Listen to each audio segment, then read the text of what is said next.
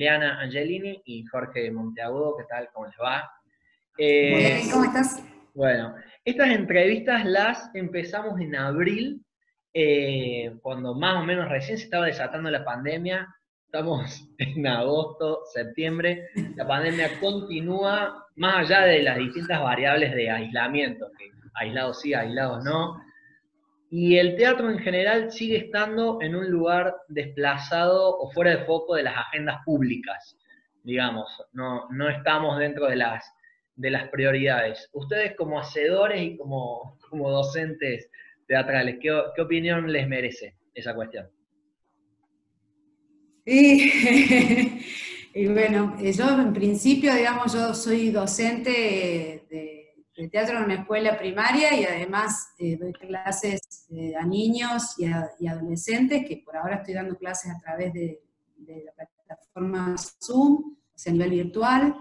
Y la verdad que, o sea, dentro de la pandemia, yo personalmente creo que es comprensible en relación a que todas las, perdón, no comprensible lo cultural, digamos, dejarlo a un lado, o lo artístico, y darle la última posibilidad. En principio yo ahora estoy a punto de retomar lo presencial, aparentemente, pero claramente hay una prioridad sobre lo comercial sobre lo artístico. Entonces siempre pesa más, digamos, una actividad que tiene que ver con un desarrollo comercial que con un desarrollo artístico, que son diferentes tipos de alimentos, digamos, ¿no?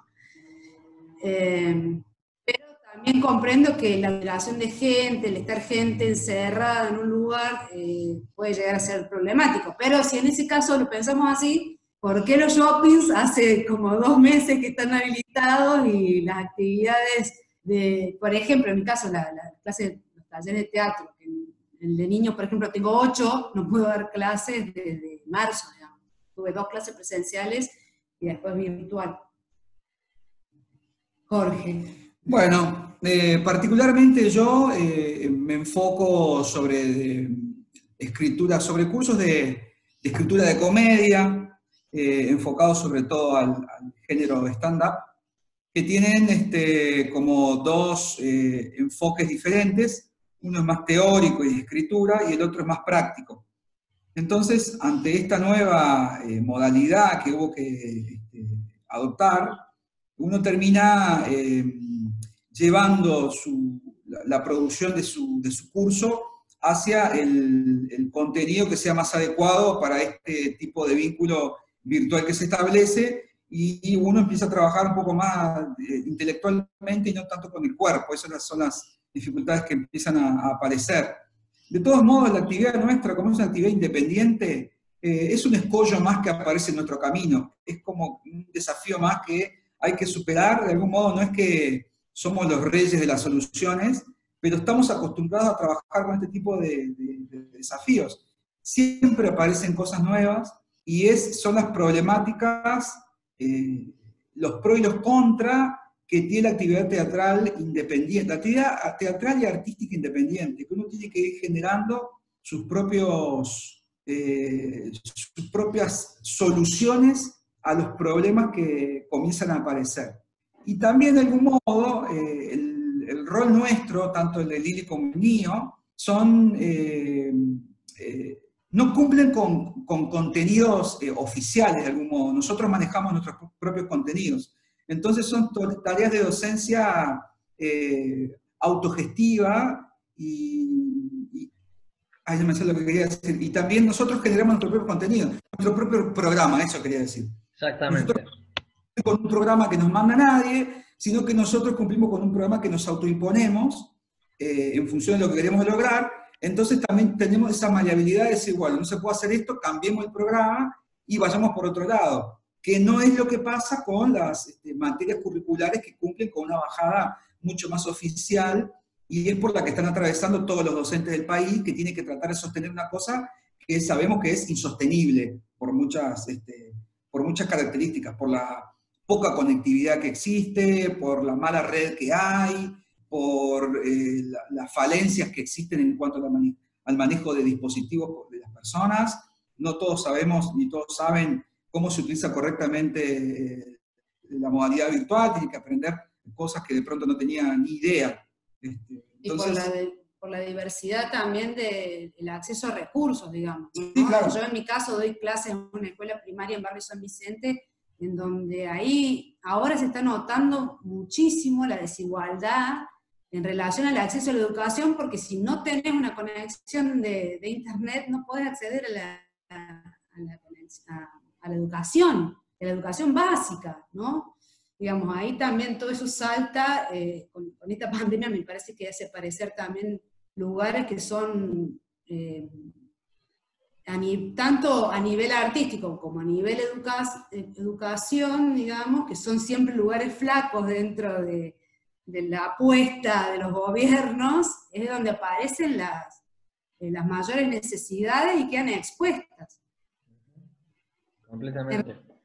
Lo que decía Jorge también es esto, ¿no? A través de la modalidad virtual, uno administra los contenidos, pero también hace que la actividad nuestra, que en este caso, que tiene que ver con el teatro, con lo teatral, queda reducida prácticamente a lo visual y a lo auditivo, en donde el cuerpo pasa a un segundo plano, y de hecho estamos acostumbrados a esta cajita, en donde de plano americano, diría en el cine, ¿no? De acá para arriba y nada más, o primer plano, si uno quiere. Claro, y en cuanto al teatro, bueno, esta nueva modalidad, como dice Jorge, da varias opciones en cuanto a lo virtual, más allá obviamente de las falencias y las capacidades y las posibilidades reales de los alumnos, pero de transmutar lo que es lo teatral a algo completamente audiovisual a través de la virtualidad, ¿no? Esto que decís vos, Lili, del marco, de que las infancias y el alumnado ya está como seteado en el formato 16:9 o vertical. Digo, ¿es suficiente? ¿El teatro es teatro en esa altura? ¿Es otra cosa? ¿Es igual? ¿Qué se hace en ese caso? Yo tengo que pensar en lo que a mí me hace sentir, digamos, que no es teatro. O sea, el teatro para mí de este modo no existe. No en esos términos, digamos, porque justamente lo que se precisa en el teatro es de un actor y un espectador en la presencialidad sincrónica, digamos, ¿no? Donde uno siente la energía de lo que está sucediendo y eso modifica y contribuye también a lo que sucede, el suceso escénico. Si bien hay una sincronicidad temporal, al no tener el espacio, digamos, la sincronicidad espacial, yo digo que los pibes y las pibas le encuentran la vuelta, mejor que yo, creo. De hecho, sí. la cuestión del lenguaje que tienen con lo audiovisual, que lo manejan mejor que yo, entonces a veces también lo mío tiene que ver más con una recepción de lo que ellos proponen, que con una cuestión más propositiva desde mi lado. Se vuelve posible. Obviamente que en mi formación no es lo ideal, no es lo que yo esperaría, pero se generan nuevos lenguajes. Ellos, el otro día, de hecho, estaba dando una clase y se pasaban de un lado una taza y del otro lado aparecía una taza completamente distinta. Y era válido, ¿entendés? Era un ejercicio teatral, pero era válido, porque ellos lo vuelven válido. Así como en el teatro, la ficción se construye con que el espectador asume que lo que vos estás produciendo es una convención, se arma esa convención, se arma esa mentira, te acepto esa mentira, entonces inmediatamente hay una empatía y una conexión. Y ellos en cierto punto lo logran a su modo, digamos, ¿no? Más allá de que para uno sea impensable. Sí, no es teatro ni es audiovisual. Claro, ni es cine tampoco. Ni es cine, es una propuesta que aparece diferente, donde se pierden muchísimas características de la comunicación teatral. En el teatro pasan cosas que en esta instancia no suceden. Una cuestión de energía que no se percibe porque tenemos una pantalla. Entonces hay energía, no llega la energía del espectador. Esa energía que uno siente cuando está en un taller de teatro, en una función no se puede transmitir de ningún modo. Y aparte porque también estos espacios son espacios sociales. Mucha gente que acude a los talleres de teatro o a los talleres que dicto yo, que tienen otro tipo de características, acuden más que nada también por establecer nuevos vínculos sociales. Entonces, perdés el vínculo social. Sí, es con una pantalla, pero es distinto. Sí. Si no, también podría ser amigo de Bruce Willis mientras ves una película.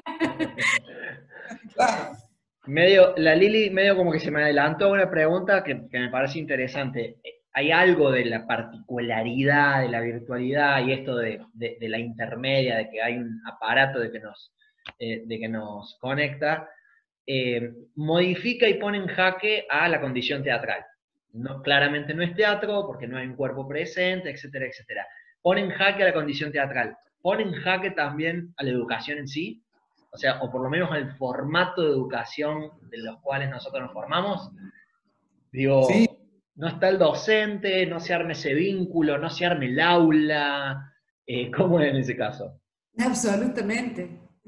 Funcionan otras cosas, es decir, estamos, en nuestro caso, somos del siglo XX, vinculándonos con gente del siglo XXI, con un sistema educativo que es del siglo XVIII. Entonces, digo, hay una cuestión ahí que es muy difícil de compatibilizar. Y yo creo que la educación tiene que ser creativa, tiene que ser una educación activa, que tiene que adaptarse y adecuarse no dificultades, a lo que va surgiendo, a cada persona, a cada época, a cada día. Me parece que pone en jaque muchísimo el sistema educativo, el sistema de formación.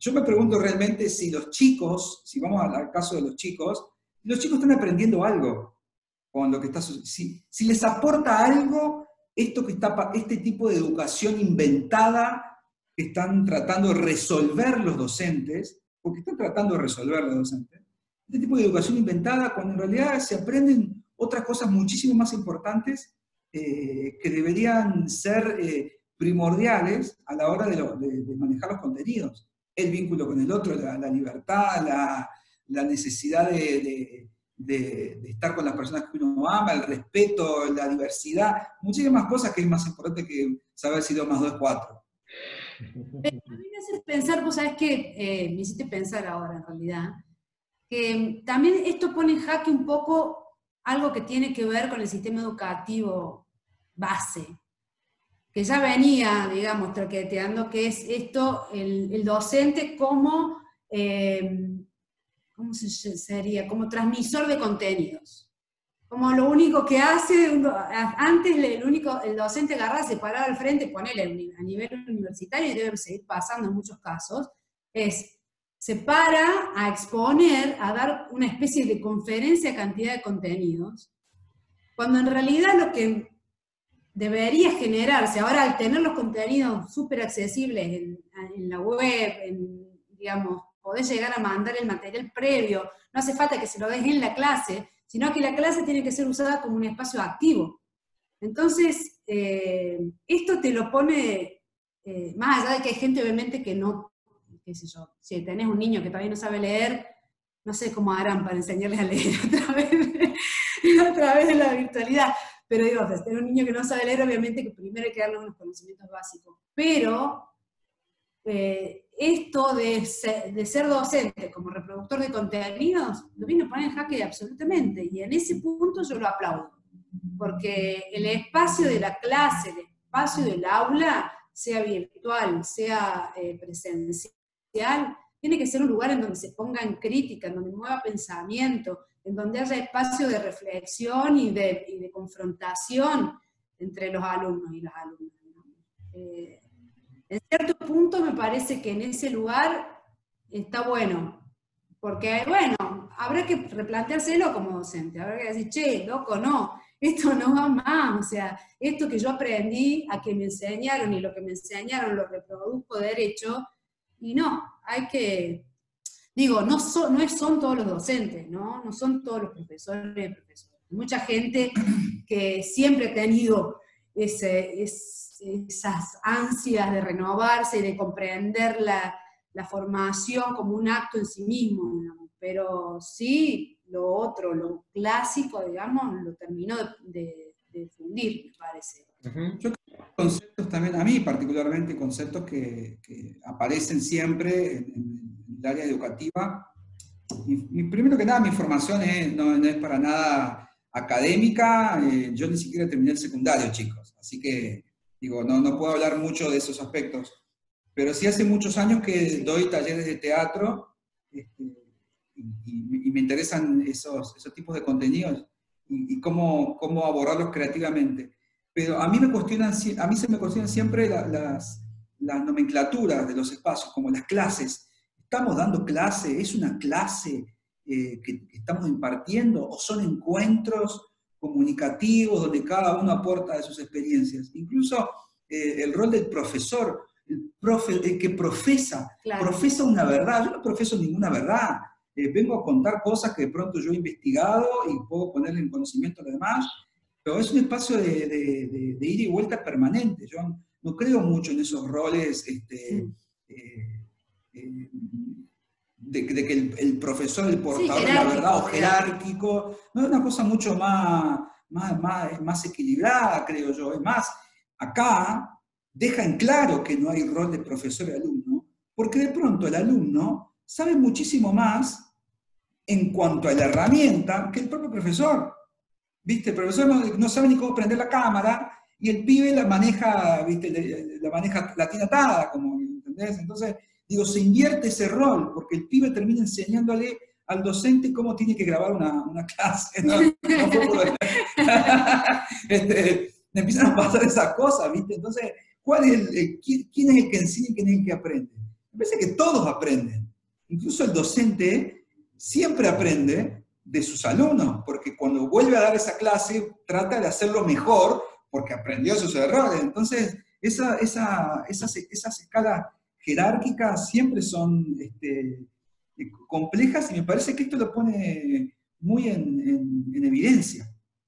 Volviendo particularmente a la docencia teatral, que es más puntualmente su área, docencia teatral en época de pandemia. Más allá de que un poco lo han hablado, ¿qué se modificó? ¿Cuáles son las virtudes y defectos, digamos, de la particularidad del área, de la particularidad de la condición? ¿Qué elementos se priorizan? Porque hay algo también en el nivel educativo que se priorizan contenidos, digamos. ¿Qué se prioriza en el área teatral para un trabajo áulico, digamos? Y yo, los talleres, que son los que estoy trabajando a través de clases virtuales, como trabajo la técnica de la improvisación, sobre todo en la actuación, es lo que me permite también la versatilidad, digamos, a la hora de dar clases.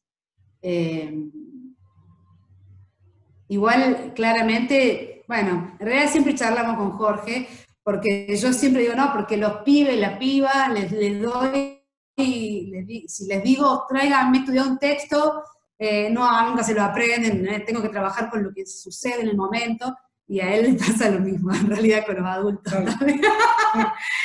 Pero, entonces, digo, la improvisación lo que hace es, me ayuda a volver lo más efectivo posible la clase y el suceso. Y sobre todo, particularizo mucho el trabajo sobre la libre asociación de pensamiento, sobre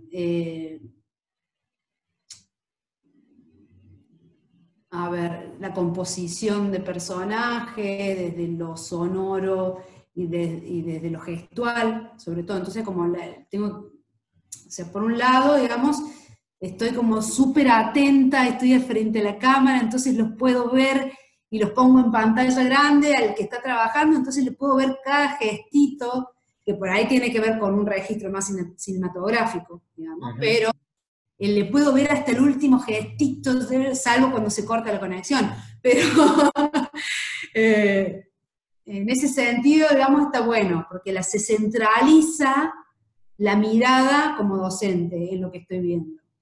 Sí, obviamente está después todo lo otro que dijimos, ¿no? Que se pierde un poco esto de el vivo, de percibir esa otra cosa que en el teatro nunca tiene explicación, ¿no? Que se le llama energía, y que tiene que ver con una especie de composición de todos los sentidos en el tiempo con el otro.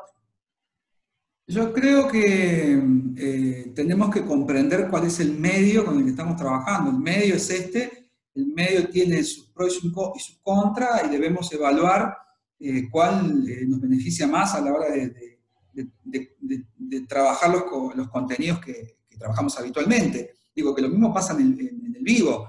No es lo mismo dar una clase para 100 que dar una clase para 3. Entonces acá pasa lo mismo, uno tiene que... uno no puede manejar los mismos contenidos o el mismo tipo de vínculo con 100 que con 3. ¿Te das cuenta? Porque el volumen de trabajo para 100 personas que con 3 no es lo mismo. Entonces, acá pasa algo similar. Uno tiene que evaluar cuál es el medio con el que está trabajando y utilizarlo. Yo trabajo mucho con recursos audiovisuales. Tener cargado un montón de videos y compartir videos y analizarlos en conjunto, ir deteniendo, rebobinando, etcétera, y hacer trabajos teóricos y prácticos enfocados en eso. Ver qué posibilidades me da el medio. Mandar videos grabados y verlos, digo, que cada uno se grabe y lo mande. La virtualidad de las clases, los textos, uno puede corregirlos casi en forma automática, porque muchas veces compartís pantalla y estás corrigiendo el texto, y todos lo estamos viendo, lo marcás, esto no va, esto va, acá podés contar palabras, digo, tiene esa posibilidad también, ¿no? Que en el trabajo presencial es mucho más complejo, porque ¿qué hace? De rayar cuaderno. Entonces acá es más fácil también. Entonces, digo, las posibilidades que te da el medio, hay que utilizarlas a favor de uno. Que creo que en relación a eso, no sé, creo que a vos a lo mejor también te pasa lo mismo, que la voz del docente te prestan mucho más atención, digamos, como que queda mucho más centralizado. Yo lo digo sobre todo porque con niños y con adolescentes suele ser un caos en el presencial, y acá realmente se concentran mucho más, porque cuando hablo, cuando explico, que por lo general siempre tengo que estar a los manotazos al aire para que me lleve el apunte, porque son power. Igualmente tengo un grupo de 18, 20 ahora en los adolescentes, que es bastante grande, y que para un grupo de adolescentes es power, digamos, en vivo, es otra historia. Y otra cosita que yo quería agregar es en relación a lo emocional también, que así como digamos, Jorge decía esto, de que es un espacio, por lo general el teatro o las actividades artísticas tienen que ver sobre todo con una cuestión social, a veces aparecen ánimos fuertes, digamos, en relación, bueno, a mí me pasó al principio de la pandemia, que había muchos chicos que dejaron muchos, de hecho, después volvieron algunos y se sumaron otros cuando se dieron cuenta de que no había otra forma de acceder al teatro si no era a través de la virtualidad. Muchos me decían, yo quería empezar, bueno, pero más allá de eso, digamos, esta cosa de la proyección, que creo que nos pasa a todos, a nosotros también, digamos, como profesores, esta cosa de que uno al principio, bueno, sí, nos resignamos ahora, pero nos proyectamos porque tal vez cuando vamos a ver qué dicen, cuando se termine la cuarentena, y después dieron otro tramo más, y otro tramo más, y otro tramo más, se va como desgastando el ánimo también, y es algo que se siente. Yo por lo menos lo he percibido, digamos, los alumnos. Me han escrito personalmente, después está eso también, está el espacio de evolución individual en donde de repente te escriben o te mandan un mensaje por WhatsApp, entonces es como ese espacio de comunión se perdió y se busca por algún lado, digamos, por algún lado tratar de recuperarlo. Sí, es cierto lo que dice Lila, hay un elemento emocional presente ahora, que si esta modalidad virtual continúa, es posible que esa presión emocional disminuya un poco también, porque en este momento todo el mundo está atravesado por la situación general que se está viviendo. Incluso hay gente que tiene familiares enfermos, te das cuenta, y está asistiendo a una clase. Digo, después todo esto sin coronavirus, sin gripe aviar, y sin un bicho ni nada, también aparecen las mismas problemáticas, pero con un factor emocional no tan pregnante. Otra cosa que me parece importante también en cuanto a los aspectos más técnicos es la duración de hora reloj de una clase, de un encuentro.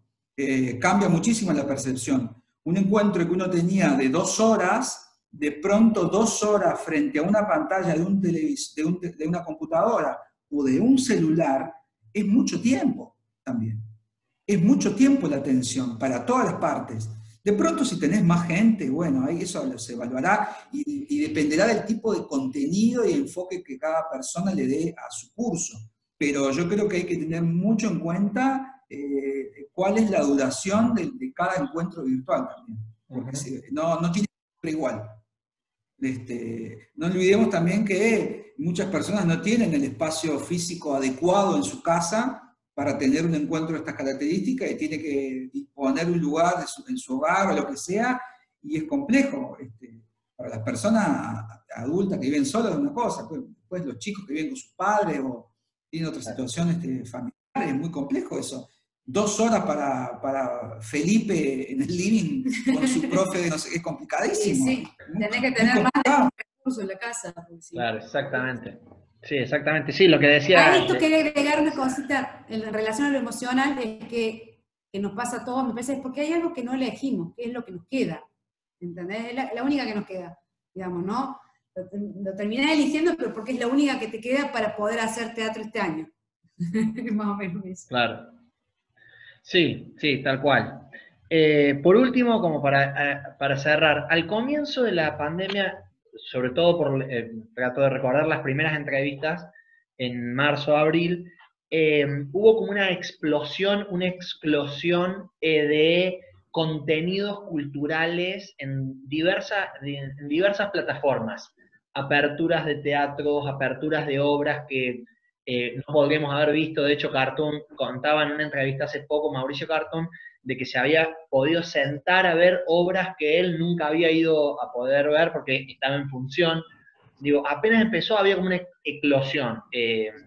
Instagram vivo, Facebook, aperturas de plataformas. Y bueno, Córdoba no fue tan ajena a eso, Buenos Aires también. Luego, a lo mejor una meseta ahora que han mermado un tanto eso. ¿Cómo se imaginan ustedes en el futuro? O teatro de escuela a futuro. Próximos meses, que es un completo desconcierto.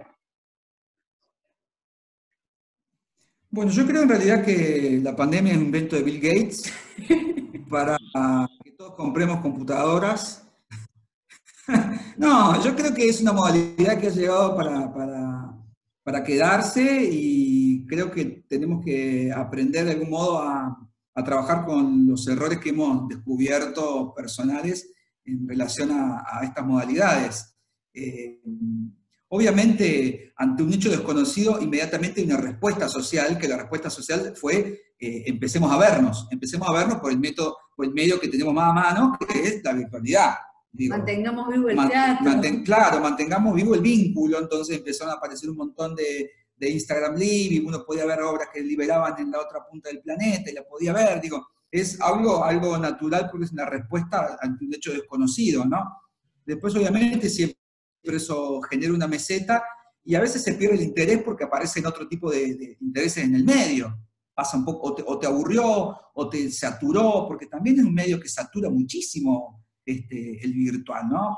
Cansa más tener una, vamos a decirle, clase virtual que presencial, cansa muchísimo más. Uno tiene que tenerlo, aparte, primero porque uno tiene que tener los contenidos preparados con muchísimo más antelación, entonces eso obviamente desgasta mucho. Pero yo creo que es una modalidad que ha llegado para permanecer en algunos aspectos, ¿no? También porque es un terreno muy adecuado para dar determinado tipo de contenidos que se pueden tomar desde cualquier parte del mundo. Entonces está esa posibilidad que de pronto uno no lo piensa porque está viviendo otra realidad, y se abre como una puerta y dice, mira, yo puedo tomar un curso que están dando en Nueva Zelanda. Y el que estaba en Nueva Zelanda se dio cuenta que podía hacer eso. Entonces, digo, también te permite esa posibilidad. Yo creo que el teatro y tanto la educación virtual artística en algún punto la puede llegar a beneficiar también. Porque yo no creo que se pierda la presencialidad en el teatro. Dentro de 4 o 5 meses todos nos olvidamos y vamos a mandar a los besos. Eso es un hecho. Entonces, porque eso pasa así. Imagínate que digan hoy por tele, se terminó el virus, mañana pueden salir todos. ¿Te imaginas que la gente va a decir, ay, no me da miedo, voy a tomar un... No, me va a salir con... No, la gente va y sale. Porque es así, porque así somos socialmente. Entonces, me parece que va a haber un equilibrio entre ambos lenguajes. Creo yo, ¿no? De pronto estoy equivocado. Yo creo que va a haber una transición. Si es que podemos volver a lo presencial, que uno también tiene esa idea de que decir, bueno, yo proyecto. La historia es que calculamos que sí, que en algún momento vamos a poder.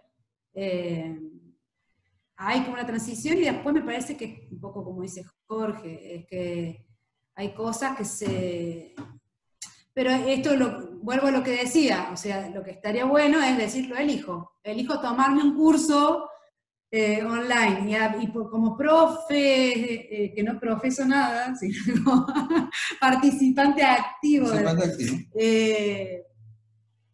También, de repente se nos abrió una ventana, parece algo que no buscábamos, o no lo veíamos, y de repente, bueno, un poco a la fuerza, no un poco, sino 100% a la fuerza, dijimos, bueno, ojo, se puede, podemos encontrar, dar seminarios, clases, como una nueva beta que si no hubiera sido por esto tal vez nunca lo hubiéramos contemplado.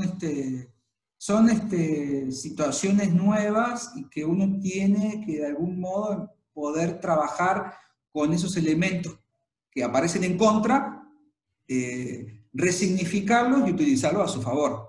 Que yo creo que eso es lo que de algún modo hacemos en nuestra visión con el teatro, de algún modo me parece. Yo creo que el colectivo teatral del cual formamos parte, todos nosotros acá ahora, virtualmente, el Teatro Minúsculo, trabaja de ese modo, trabaja cómo podemos potenciar esto mínimo que aparece y llevarlo al máximo de sus posibilidades. Entonces, ¿qué puedo hacer yo con este pedazo de cartón? Y este pedazo de cartón puede ser una puerta, un árbol, una puerta interdimensional, un libro que no está escrito y se va escribiendo mientras lo leemos, puede ser un montón de cosas. Entonces, la posibilidad mínima de ese elemento de cartón, tratar de llevarlo a su máxima expresión. Y con esto pasa lo mismo. ¿Cómo hago para que este vínculo que establezco de hacer una videollamada con el otro se pueda generar un campo de aprendizaje mutuo que sea fructífero trabajando con las dificultades que tiene el medio? ¿Cómo puedo utilizar las dificultades que tiene el medio a mi favor? Si no, la extrañita y la nostalgia, como me pasa a mí, que muero por volver a la presencialidad. Sí, después es una cuestión que somos animales sociales y eso, yo creo que es circunstancial, me parece.